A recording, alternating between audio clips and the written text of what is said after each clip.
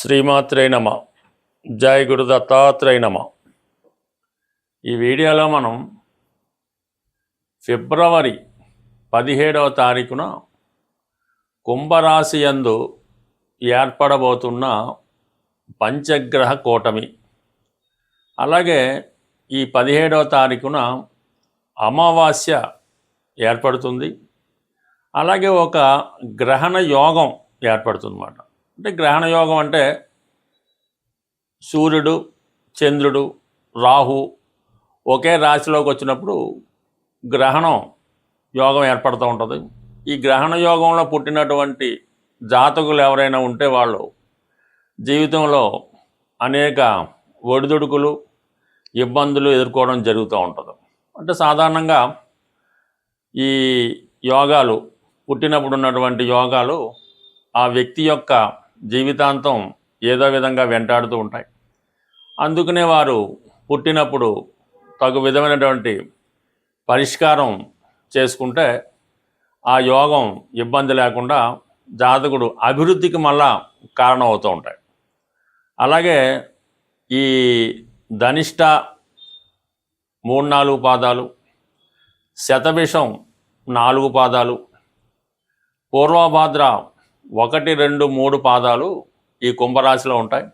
అంటే ఈ టైంలో ఎవరైనా మనకి ఈ ఫిబ్రవరి 17, 18, 19వ తారీఖు కొంతవరకు జన్మించినటువంటి పిల్లలు ఎవరైనా ఆ టైంలో జన్మిస్తే వారి జాతకంలో ఈ గ్రహణ యోగం ఏర్పడుతూ ఉంటుంది. కంపల్సరీగా వాళ్ళు ఆ టైంలో పుట్టిన పిల్లలకి శాంతి పరిహార కార్యక్రమాలు చేసుకోవడం వల్ల వాళ్ళ జీవితంలో అభివృద్ధి కలుగుతూ ఉంటుంది. మొత్తం మీద ఏంటంటే ఇప్పుడు ఏర్పడినటువంటి ఈ అమావాస్యతో కూడినటువంటి గ్రహణ యోగం వివిధ రాశుల వారికి ఏ విధంగా లాభపడుతుంది, ఏ విధంగా నష్టం జరుగుతుంది అన్న విషయాన్ని వివరంగా తెలుసుకునే ప్రయత్నం చేద్దాం. కర్కాటక రాశి వారికి ఫిబ్రవరి 17వ తారీఖున అమావాస్యతో కూడినటువంటి పంచగ్రహ కూటమి అష్టమ స్థానంలో ఏర్పడింది.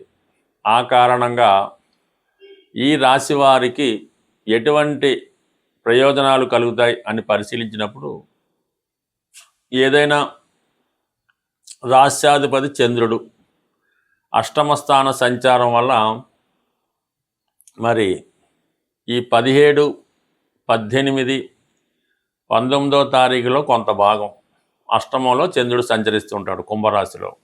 అప్పుడు సాధారణంగా ఈ రాశివారు ప్రధానంగా ముఖ్యమైన కార్యక్రమాలు వాయిదా వేసుకోవడం, ప్రయాణాలు లాంటివి ఏమన్నా ఉంటే అవి టెంపరీగా వాయిదా వేసుకోవడం, జాతకుడికి మనసు స్టెబిలిటీగా ఉండదు, అనేక రకాల ఆలోచనలతో సతమతం అవుతూ మానసిక ఆందోళనకి గురవుతూ ఉంటాడు. సాధారణంగా ఏ రాశి వారికైనా అష్టమంలో చంద్రుడు వచ్చినప్పుడు ఇటువంటి ఆందోళన, సరైన నిర్ణయం తీసుకోలేకపోవడం జరుగుతూ ఉంటుంది. అటువంటి కర్కాటక రాశి వారికి చంద్రుడు రవితో పాటుగా 2 అమావాస్య ఏర్పడడం వల్ల, అంటే ధనాధిపతి కూడా అష్టమ స్థానం ప్రవేశించడం వల్ల జాతకుడికి ఎంత టాలెంట్ ఉన్నప్పటికీ కూడా, ఎంత నైపుణ్యం ఉన్నప్పటికీ కూడా దాన్ని సక్రమంగా ఉపయోగించుకోలేకపోతూ ఉంటాడు.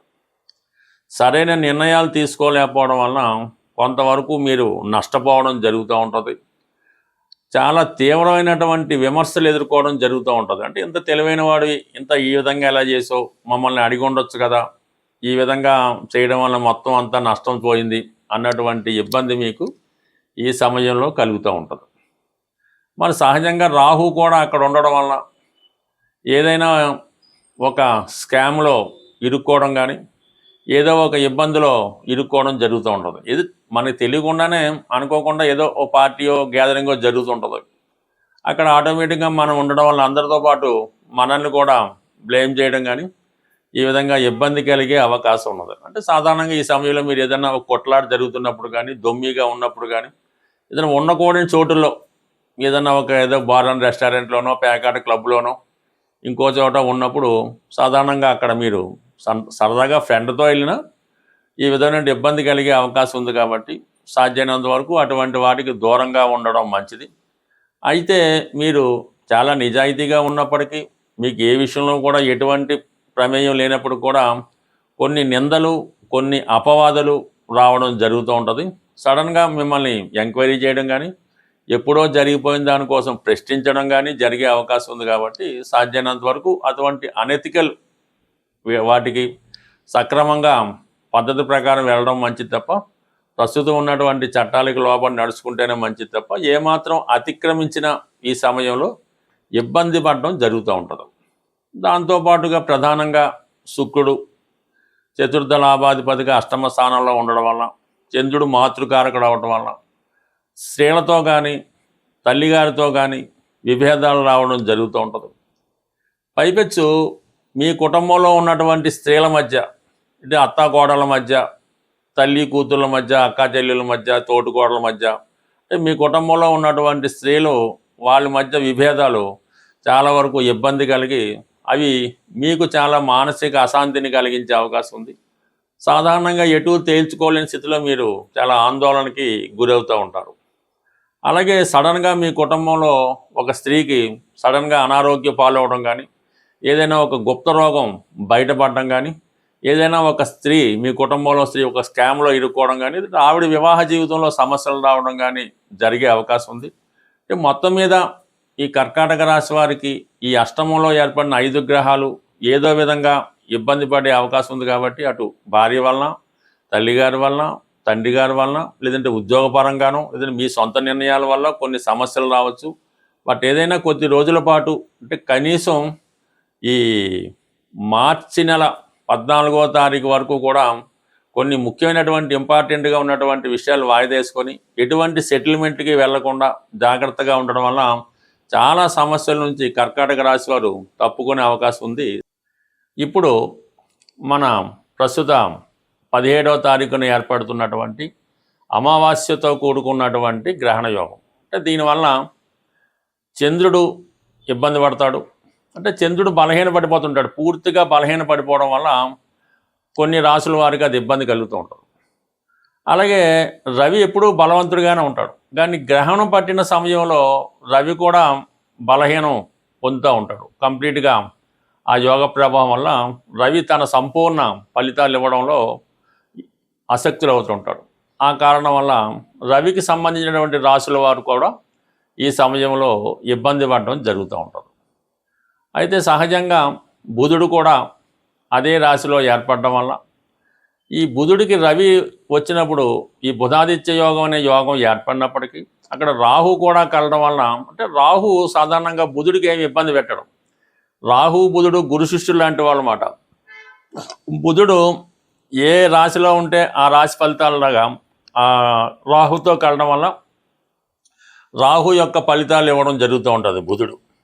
సో ఆ కారణం ఏంటంటే బుధుడు అత్యంత మేధావిగా మారుతూ ఉంటాడు. బుధుడికి మంచి సహకారం లభిస్తూ ఉంటుంది రాహు వల్ల. ఇది సైంటిఫిక్గా పరిశోధనా రంగంలో ఉన్న వాళ్ళకి, బాగా విద్యావంతులకి, మేధావులకి ఇది బాగా ఉపయోగపడుతూ ఉంటుంది. అయితే శుక్రుడు కూడా రాహు మిత్రులు అవుతూ ఉంటారు. ఈ రాహు శుక్రుడితో కలియడం వల్ల ఈ శుక్రుడు సంబంధించినటువంటి రాశుల వారికి కొంతవరకు వారు ఎక్కువగా జీవితంలో ఏదైతే సాధించాలని కోరుకుంటూ ఉంటారో అవి సాధించడం జరుగుతూ ఉంటుంది. ముఖ్యంగా ఏంటంటే ఏదైనా ఒక వ్యక్తితో పరిచయాన్ని కోరుకోవడం కానీ, ఏదైనా ఒక పెద్ద వాహనం కానీ గృహం కానీ కొనుక్కుందామనే ఆలోచన కానీ, ఎన్నాళ్ళుగానో ఎదురు చూస్తున్నటువంటి వ్యక్తుల్ని, అంటే మరి అబ్బాయిలైతే అమ్మాయిల్ని కలుసుకోవడం, అమ్మాయిలైతే అబ్బాయిల్ని కలుసుకోవడం జరుగుతూ ఉంటుంది. అంటే ఇది ఎవరి జన్మ జాతకంలో అయినా ఈ రాహు శుక్రుడు కలిసి ఉన్నప్పుడు అది ఒక విధమైనటువంటి కోర్కెలతో కూడుకున్నటువంటి వ్యభిచార దోషం లాంటిది అవుతూ ఉంటుంది. సో ఈ విధంగా ఈ 5 గ్రహాలు మరి కుంభరాశిలో కలిసడం వల్ల అక్కడ ఈ రాహు ఉండడం వల్ల, అంటే రాహు మొత్తం ఈ అన్ని గ్రహాలని కూడా వాటి యొక్క ఒరిజినల్ కారకత్వాల్ని నాశనం చేస్తూ ఉంటాడు. రాహు ఒక విషగ్రహం, ఒక రాక్షస గ్రహం, ఒక అవినీతికి సంబంధించినటువంటి అనెతికల్ గ్రహం మాట. అతనికి ఇప్పుడున్నటువంటి చట్టాలతో కానీ, ధర్మంతో కానీ, న్యాయంతో కానీ ఏ విధమైన సంబంధం ఉండదు. తాను అనుకున్నది ఎలాగన్నా సాధించాలనే మనస్తత్వం ఉంటుంది. అంటే ఒక విధమైన వావి వరుసలు ఉండవు, ఒక విధంగా నీతి అవినీతి ఉండదు, ఇది న్యాయం ఇది తప్పు అన్నటువంటి ఏమీ లేకుండా రాహు అనెతికల్గా ప్రవర్తిస్తూ ఉంటాడు. పైపెచ్చు రాహుకి మరి కుంభరాశి ప్రస్తుతం స్వక్షేత్రం అవటం వల్ల అత్యంత బలవంతుడైనటువంటి రాహుతో ఈ మిగిలిన 4 గ్రహాలు కలవడం వల్ల వాటి యొక్క కారకత్వాలు ఇబ్బంది పడుతూ ఉంటాయి. అంటే ఇక్కడ రవితో కలియడం వల్ల మరి ఎవరికైనా తండ్రి గారి యొక్క అనారోగ్యం కానీ, తండ్రి గారు నష్టపోవడం కానీ, పిల్లలకి ఇబ్బంది కలగడం కానీ జరుగుతూ ఉంటుంది. అంటే రవి కారకత్వాలు పాడవుతాయి. చంద్రుడు కారకత్వాలు తల్లిగారికి అనారోగ్య సమస్యలు, ఏదైనా హెల్త్ ప్రాబ్లమ్స్, ఆవిడ జీవితంలో స్ట్రగుల్ పడడం జరుగుతూ ఉంటుంది. అయితే శుక్రుడు రాహు మిత్రుడు అవడం వలన అప్పటిదాకా చాలా నిజాయితీగా సాంప్రదాయంగా వెళ్తున్నటువంటి వాడు అన్య స్త్రీల మీద వ్యామోహం పెంచుకోవడం, ఇతరుల యొక్క ధనం మీద ఆశ పెంచుకోవడం, ఏదో విధంగా ఎదుటి వారి యొక్క ఆస్తులను కానీ వారి యొక్క స్త్రీలను కానీ అన్యాయంగా దోచుకోవాలనే ప్రయత్నం చేయడం జరుగుతూ ఉంటుంది. చాలా అనెతికల్గా ప్రవర్తిస్తూ ఉంటాడు, చాలా లగ్జరీ లైఫ్ అనిపిస్తూ ఉంటాడు. సో బుధుడు రాహుతో కలియడం వలన పెద్ద పెద్ద వ్యాపార అవకాశాల దగ్గర ధనం ఉన్నా లేకపోయినా పెద్ద పెద్ద సంస్థలు స్థాపిద్దామని, కోట్లలో రొటేషన్ చేద్దామని ఎదుటి వారికి భ్రమ కల్పించేలాగా తన యొక్క ఐడియాలు ఇవ్వడం జరుగుతూ ఉంటుంది. సైంటిఫిక్గా తాన్ని బాగా ఇంప్రూవ్గా ఊహించుకుంటూ ఉంటాడు. ఏ విధమైనటువంటి బలం లేకపోయినా, ఎంత ధనం లేకపోయినా ఒక గొప్పగా అతను తను ప్రజెంట్ చేసుకోవడం జరుగుతూ ఉంటుంది. మరి ఈ విధంగా ఏర్పడినటువంటి ఈ 5 గ్రహాల కూటమిలో కేవలం 2.5 రోజులు అటు ఇటుగా మాత్రమే చంద్రుడు ఉండి మీనరాశికి వెళ్ళడం జరుగుతూ ఉంటుంది. ప్రధానంగా ఈ శుక్రుడు మార్చి వరకు ఉండడం జరుగుతూ ఉంటుంది. రవి మార్చి 14 వరకు ఉండడం జరుగుతూ ఉంటుంది. అయితే బుధుడు మాత్రం అదే రాశిలో ఇంచుమించుగా మనకి ఏప్రిల్ నెల వరకు కూడా అందులోనే వక్రించడం ఇవన్నీ జరుగుతాయి. కాబట్టి ఇప్పుడు ఏర్పడినటువంటి అమావాస్య గ్రహణ యోగం దానికి పరిష్కారం కరెక్ట్గా చేసుకుంటే ప్రతి సమస్య మనకి సులభంగా పరిష్కారం అవడం జరుగుతూ ఉంటుంది. ప్రతి తిథికి ఒక గ్రహం అధిపతిగా ఉండడం జరుగుతూ ఉంటుంది. అమావాస్యకి అధిపతిగా రాహుగ్రహం ఉంటుంది. అలాగే అష్టమి నాడు కూడా రాహు ఆధిపత్యంలో ఉంటుంది. అందుకనే అమ్మవారికైనా చండీ హోమాలు అలాంటివి చేసినప్పుడు అమావాస్య కానీ అష్టమి కానీ ఎన్నుకోవడం జరుగుతూ ఉంటుంది. మరి ఈరోజు మనకి ఈ గ్రహణ యోగానికి అలాగే అమావాస్య యోగానికి పరిహారంగా అమ్మవారిని ఆరాధించడం వల్ల మనకి సమస్య పరిష్కారం అవుతూ ఉంటుంది. సింపుల్గా కనకదుర్గ అమ్మవారు లేదా ఒక శక్తి స్వరూపం లేదంటే 10 మహావిద్యల్లో ఏ అమ్మవారైనా పర్వాలేదు. ఈ విధంగా మీకు ఇష్టమైనటువంటి మీ సమీపంలో ఉన్నటువంటి అమ్మవారి ఆలయానికి దర్శించడం, వీలుంటే ఒక నిమ్మకాయల దండ, ఆకుపచ్చ రంగుతో కూడుకున్న నిమ్మకాయల దండ అమ్మవారికి సమర్పించడం, లేదు ఒక 8 నిమ్మకాయలు అమ్మవారికి సమర్పించి ఒక విధంగా కుంకుమర్చన ఏదో చేయించి మీరు ఆ పూజారి గారు మీకు ఒక నిమ్మకాయ ఇస్తే 1 లేదా 2 ఇస్తే 2 తీసుకొని అది మీ దగ్గర భద్రపరచుకోవాల్సి ఉంటుంది. ఒక 4 నిమ్మకాయలు ఇస్తే ఇంట్లో అందరి దగ్గర కూడా పెట్టుకున్నా మీకు ఈ యోగాల నుంచి అంటే ఈ ఇబ్బందుల నుంచి తొలగిపోయే అవకాశం ఉంటుంది. సో అలాగే చిన్నగా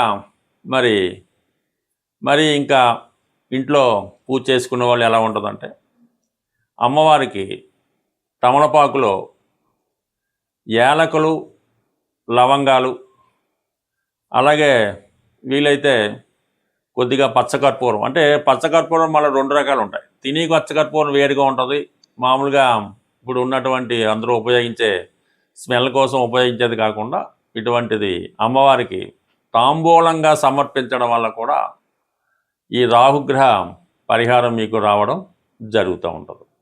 బట్ ఏదైనా ఈ చిన్న ప్రక్రియ మీకు చాలా వరకు అంటే అమావాస్య రోజు చేస్తే మళ్ళా అమావాస్య వరకు మీకు దాని ప్రభావం ఉండడం జరుగుతుంటుంది. అంటే సర్వసాధారణంగా ఈ మధ్యకాలంలో ఏదో ఒకటి ఈ చేతికి కట్టుకోవడం జరుగుతూ ఉంటుంది. తాయెత్తు లాంటిదో, రక్షనో, అమ్మవారిదనో, ఆంజనేయ స్వామిదనో ఈ మణికట్టు దగ్గర ఇవి కట్టుకుంటూ ఉంటారు, రక్షాబంధనాలా కట్టుకుంటూ ఉంటారు. అవి చాలామంది ఏంటంటే సంవత్సరాల కొద్దీ అవే వాడుతూ ఉంటారు. అది సాధారణంగా మీరు అమావాస్య రోజు చేతికి ఉన్నటువంటి ఇటువంటి ఈ బంధనాల్ని, రక్షాబంధనాల్ని, కంకణాలని కంప్లీట్గా అవి తీసివేసి ఏదైనా ఒక చెట్టు మొదల్లోనో నదిలోనో కలిపివేయటం మంచిది. మళ్ళీ మీరు కొత్తది అమావాస్య రోజు మళ్ళీ కొత్తగా ధరించడం వల్ల దాని పవర్ మళ్ళీ వచ్చే అమావాస్య దాకా ఉంటుంది. అంతే తప్ప అటువంటి ఈ రక్షాబంధనాల్ని, తాయెత్తుల్ని వాటిని ఇలాగా సంవత్సరాలు బట్టి ఉంచుకోవడం వల్ల కూడా అది ఇబ్బంది కలుగుతూ ఉంటుంది. బట్ ఏదైనా కొన్ని పరిహారాలు చేసుకోవడం వల్ల నమ్మకం బట్టి ఆధారపడి ఉంటుంది కాబట్టి మరి ఇటువంటి ఈ పరిహారం సాధారణంగా చేసుకుంటే మంచిది. సో ఏదైనా మీరు అమ్మని నమ్ముకుంటే అన్నీ ఉన్నట్టే అని ఏదైనా ఈ గ్రహణ యోగం నుంచి తొలగాలంటే మీరు గట్టిగా పట్టుకోవడం అమ్మవారి యొక్క పాదాలు, ఆ సమస్య అదే మీకు సాల్వ్ అవుతుంది. స్వస్తి.